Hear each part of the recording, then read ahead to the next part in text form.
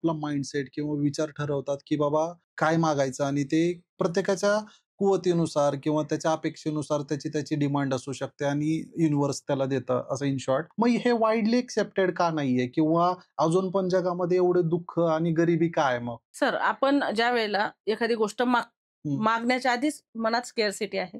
माझ्याकडे महिन्याला ₹1,00,000 येतायत. हं, परंतु त्या ₹1,00,000त माझा ई-एम-आय जाणार आहे, म्हणून माझ्याकडे पैसे यावेत. हं. माझ्या मुलांचं शिक्षण होतंय म्हणून पैसे यावेत किंवा अजून काही गोष्टी असतील. तो पैसा येण्याच्या आधीच आपण काय करतोय, तो जाण्याचा विचार करतोय. विचार करताय. मग हां. तुमच्याकडे कॉन्शियसली पैसा कसा येणार? हं, की जे आहे त्यासाठी ग्रेटफुल व्हायला शिका. सकाळी 10 लाईन, सायंकाळी 10 लाईन लिहा. मला आयुष्य दिल्याबद्दल थँक यू. मला रोज 2 वेळचं जेवण दिल्याबद्दल थँक यू. माझ्या परिवारासोबत मी आहे म्हणून थँक यू. माझी नोकरी व्यवस्थित चालली आहे म्हणून थँक यू. म्हणजे जे तुमच्याकडे आहे ना, त्या रोज 10 गोष्टी, 20 गोष्टी लिहायला शिका. एका महिन्यात तुमच्याकडे 100% नवीन अपॉर्च्युनिटीज येतील.